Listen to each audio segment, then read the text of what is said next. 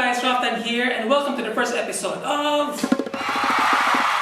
Okay, first things first. I'm not a financial expert or a financial advisor, but I'll take this opportunity to share my practical tips of how I save my own money and how I get all these free stuff. And let's see if this actually works for you. So, let's start! Number 1. Buy it later. Many studies have shown that shopping releases dopamine that gives you the sensation of happiness. So I was researching this last night about the effects of shopping in our brain. Okay, don't ask me why. I just find it very interesting. So this is how it goes. Dopamine doesn't come from the actual buying of an item. Instead, it comes from the anticipation of buying the item itself. And once you bought it, the sensation of happiness significantly drops down. So it means the actual buying of an item doesn't necessarily mean you'll get the fun, excitement, or happiness that you are looking for. In fact, you can get all of these emotions by just window shopping. So maybe next time when you're feeling down, just try not to buy those dress, bags, or shoes. I suggest just try to window shop. Do you like free stuff? Gusto mo libre? Libre kita. Number 2.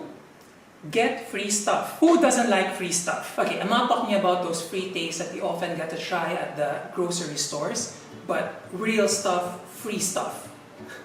So these are like plane tickets, hotel accommodations, and, oh, just like this, Samsonite luggage bag. So there are tons of promotions out there, but my personal favorites are credit card deals. Okay, so before you're going to ask your banks and get those credit card deals, make sure that you are well disciplined in terms of your spending habits. Okay? So most of the time, these credit card companies gives out promotion for new users or by spending a certain amount of money. Usually they have this tie-up with airline companies and rewards users with miles that you can use to get those free plane tickets. But don't just get a credit card and then start swiping left and right. My mentality is, since I'm going to buy food anyway, since I'm going to take a cab, since I'm going to buy essential items, why not I'm going to use these cards while I'm conveniently using it, not bringing a lot of cash.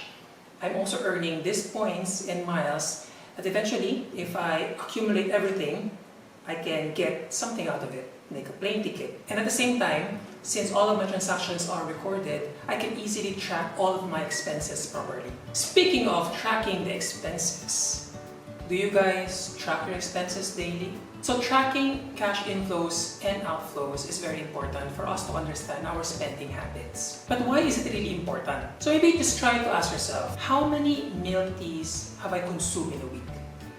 Maybe you can say, maybe once or maybe twice in a week. You can still remember. What if I ask you 1 month ago, do you still remember?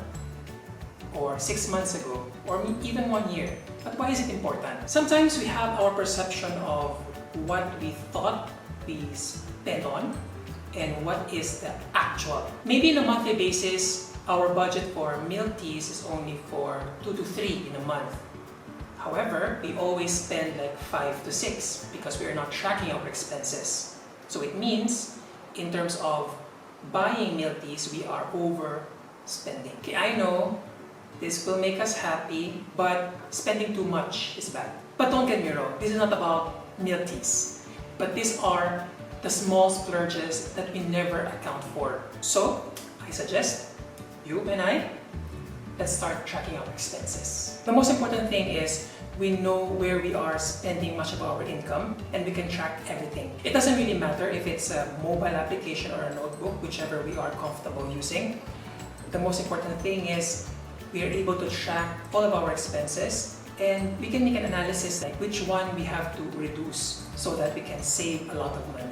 Before you buy that new pair of shoes that you will never use or that branded clothes that is at 50% discount, maybe you have to ask yourself, how much time do I have to work just for me to afford it? If you're earning 300 peso per hour and you're planning to get that 600 peso meal, it means you have to work for 2 hours just to enjoy that meal for the next 30 minutes.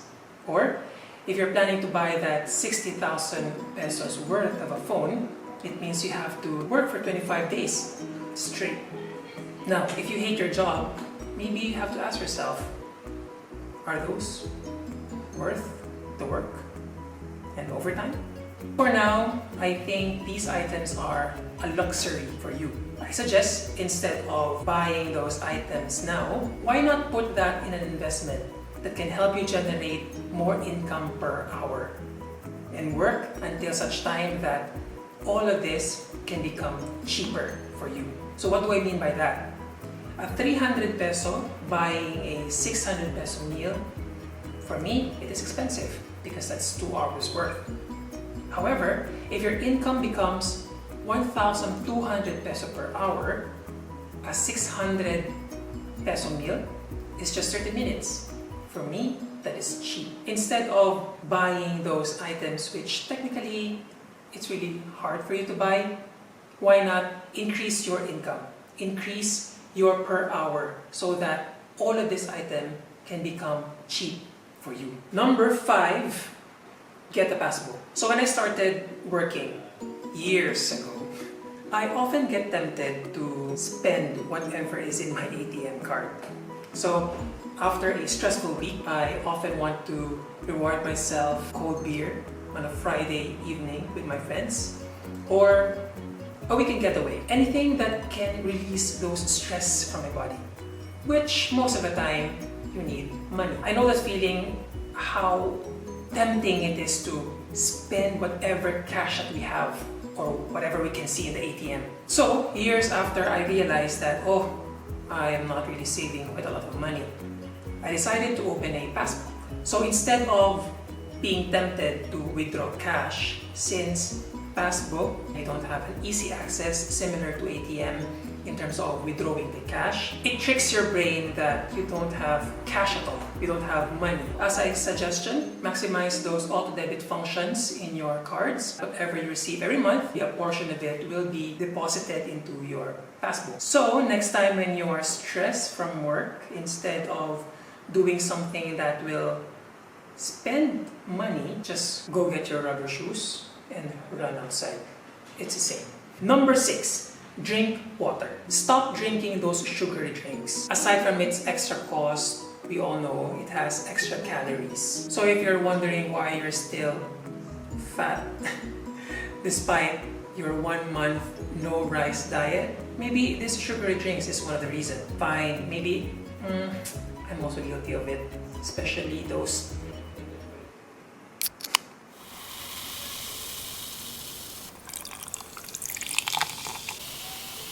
we should stop associating that kind of sound as refreshing. Or it's good to drink cold soft drinks on a hot summer afternoon because it's refreshing. We don't need that. We only need water to hydrate ourselves. Sometimes it is just in our mind. So instead of associating these soft drinks as refreshing and good for our body, why not we put the real thing? From now on, let's associate water as healthy and refreshing, soft drinks as sugary and unhealthy. This way, if we move from sugary drinks into water, you will see the health benefit and at the same time, the financial benefit. Number 7, do it at home. Do you like Starbucks? Because I do. And I drink Starbucks every day. For free. Okay, but I don't go to Starbucks and order any frap. I just go there and then buy those coffee beans. So how do I actually get all those free stuff from Starbucks? So I use this application, an AIA Vitality. So every time I run or go to the gym, I earn points. And these points, I can convert it into a voucher. Then I can go to Starbucks and claim my nice and amazing coffee beans. So another example of what you can do at home is gym or workout. So instead of paying for a monthly subscription in the gym, why not have a setup in your home? So maybe on your living room area, put some mats on, watch some YouTube videos on HIIT or circuit training. That way, you don't really have to spend a lot of money, but you are still burning a lot of calories. Another tip is, I don't usually go to cinemas, but instead I subscribe to Netflix. And my Netflix subscription is actually the family bundle. So me and my family or me and my friends can get to watch all of these videos at the fraction of a price. Also nowadays, I think we also have an option of working from home. So if you have a choice between working from home or working from the office, I suggest you work from home. So this will definitely save you time and money from traveling. And lastly, I want to mention, I know how difficult it is to save money, especially when you are not earning that much. Even if you've done everything what I've said, but it is still difficult for you to save money. And if you have done everything from being a minimalist, intermittent fasting, picking up coins on the street, or paging pasit katon hinahati mo na pang lunch at saka dinner. The harsh reality is you can only save as much. And when this thing happens, at this point you have to shift your focus from cutting your cost into generating more income. That's why on the next video, we will talk about the best side hustles that you can do today. Side hustle doesn't mean that you have to find a job. Because remember, money can be generated out of talent or passion, from your time, and money as well. So those are the things that we're going to talk about on the next video. So if you enjoyed this video, let me know in the comment section below. And don't forget to smash the like button and subscribe. Thank you again for watching. Until next time, this is Say It Ralph.